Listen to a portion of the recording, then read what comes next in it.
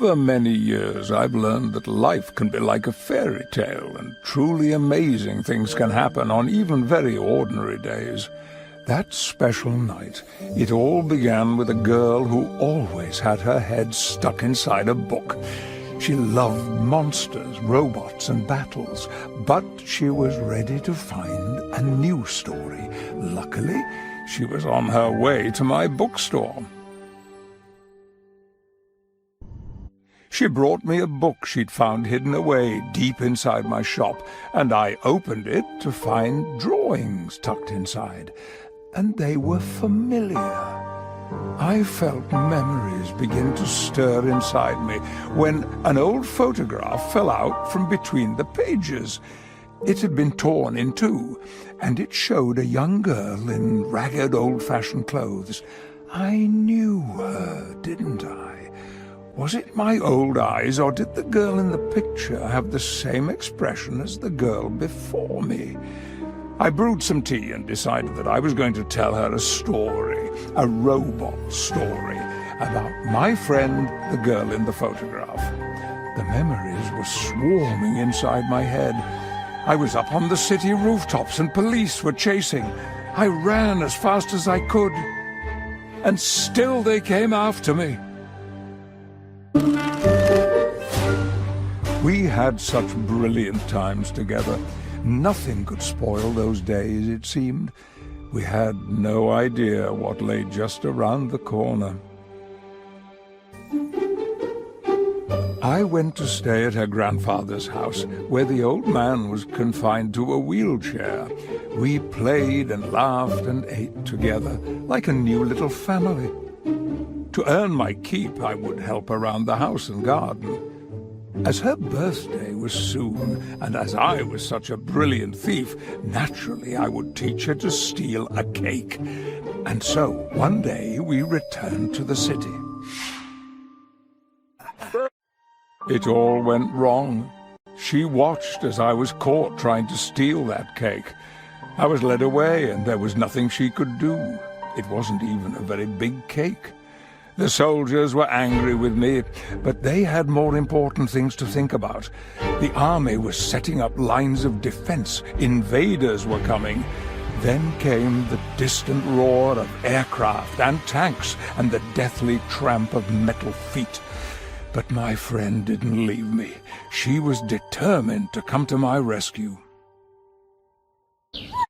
Amazing! It was so funny, getting caught on camera like that in just that moment, bursting into that poor couple's wedding photo shoot.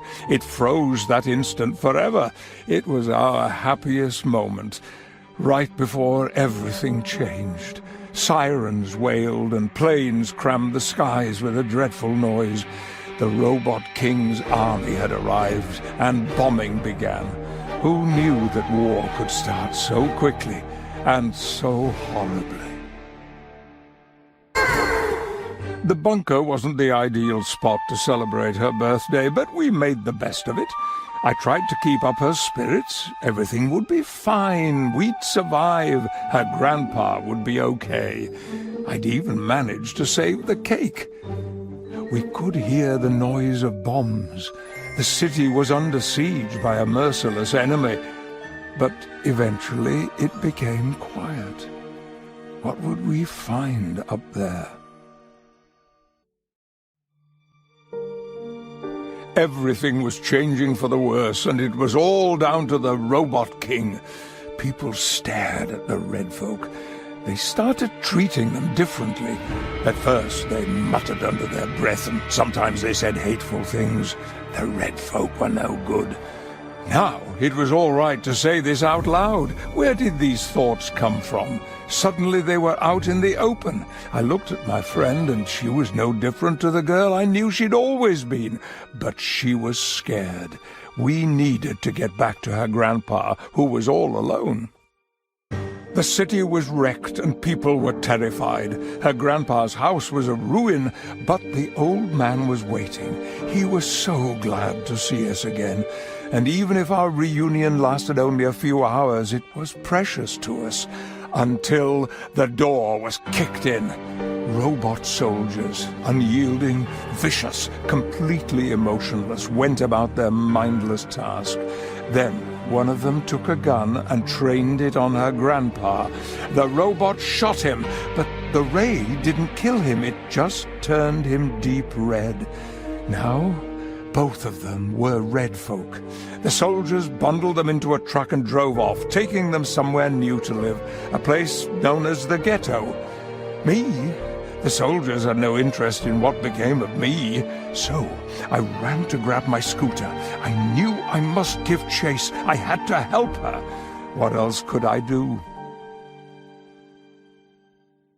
I managed to smuggle a radio in, and we tuned it secretly.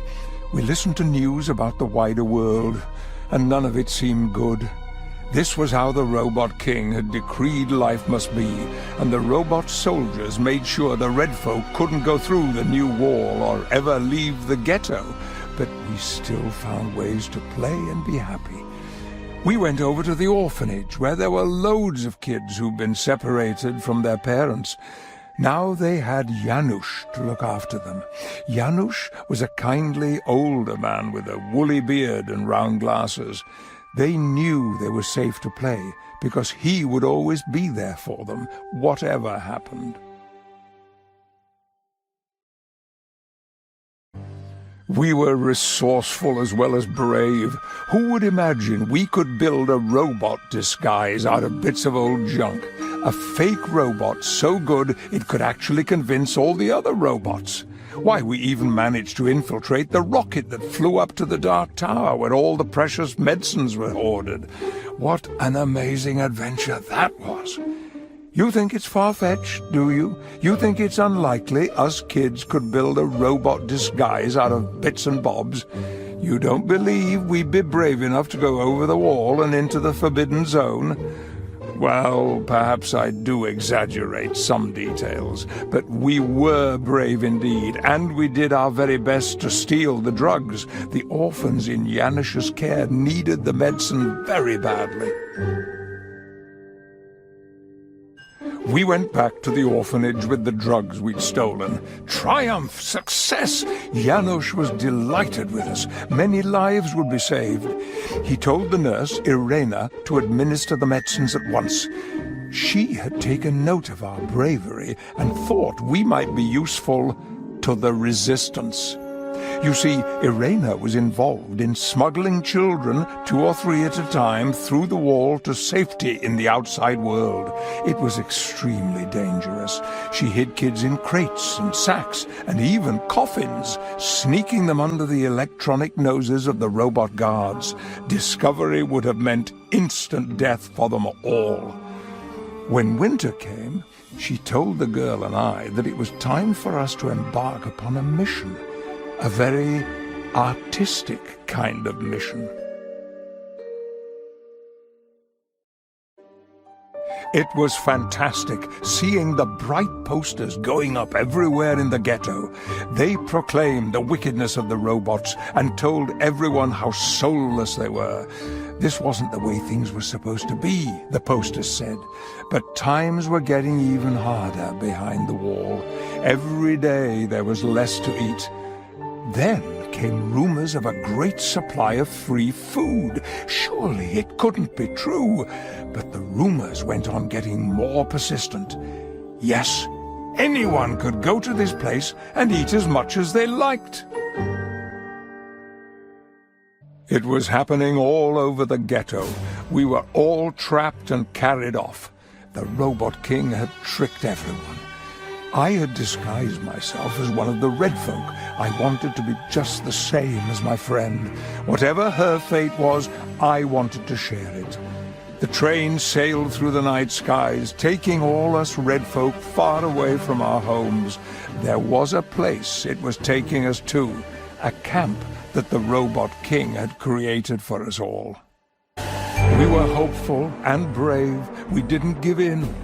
Soon we were eluding the guards on their flying platforms and making our way to the steam engine.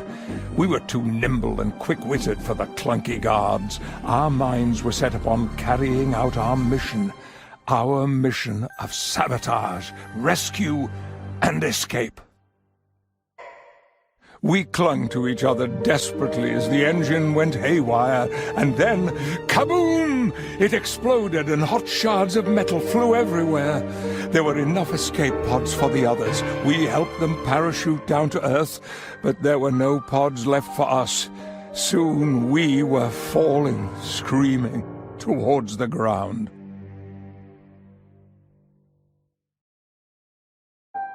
We'd actually got out alive.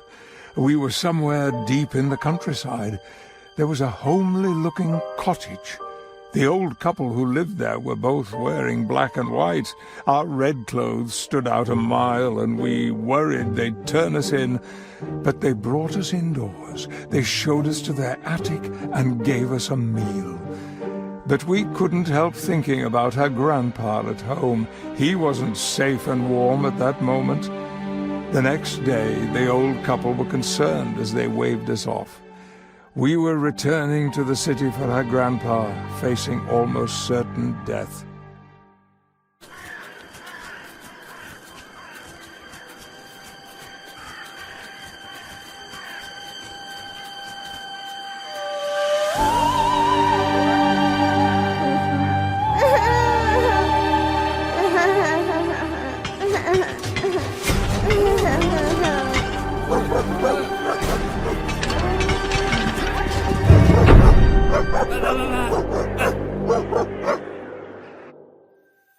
Her grandfather was gone forever, and we were alone, underground, hiding away from the horrible noises above. What was going on up there?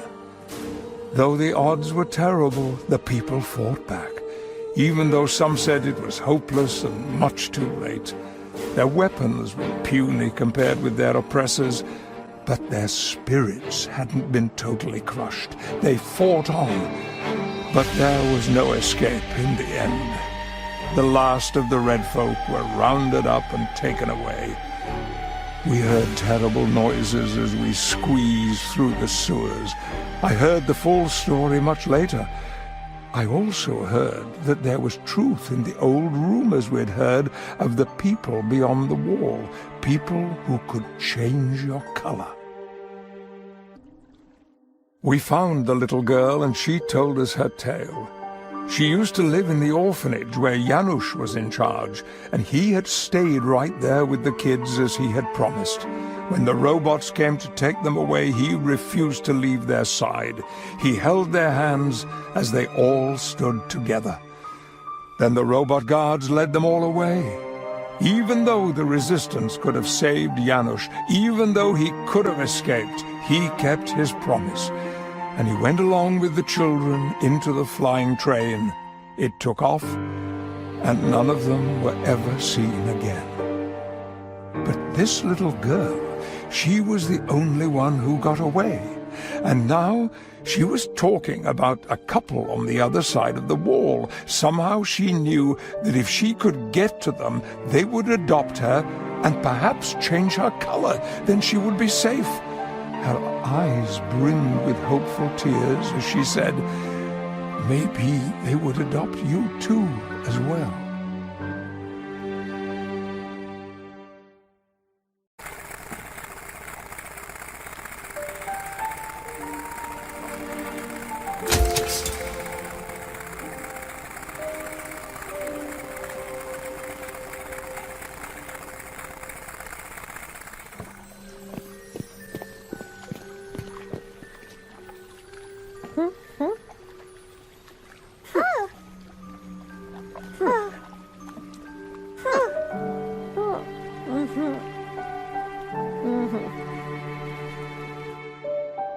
The couple were keen to make my friend part of their lives. I was so glad for her.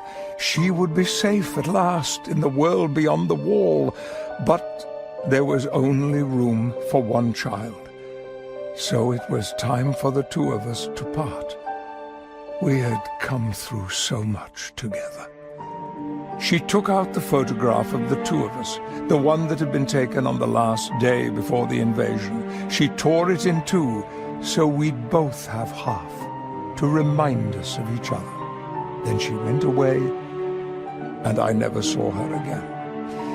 After that, I had many more adventures, of course, but that is all a story for another time, perhaps. And maybe one day, I told the girl in my bookstore, you will hear it, my dear.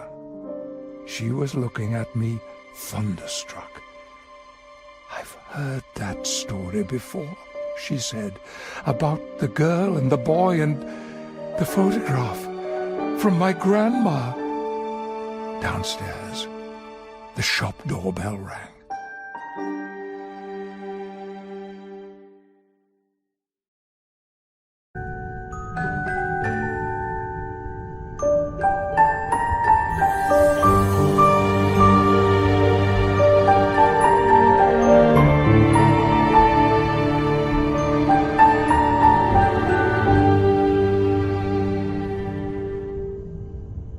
There was some kind of magic at work, perhaps. Magic that brought her grandmother to my door that very night. We went downstairs, and I saw her waiting. At first, I froze. The girl pushed me closer, and then I recognized my friend. We hugged, and all that time simply dropped away. After all the adventures and the changes that everyone must face, we were the same two kids all over again. That's what I mean when I say life can still surprise us on even very ordinary days. And now my story is done. I dedicate it to anyone who's been forced to part from their loved ones and who has survived long enough to see them again.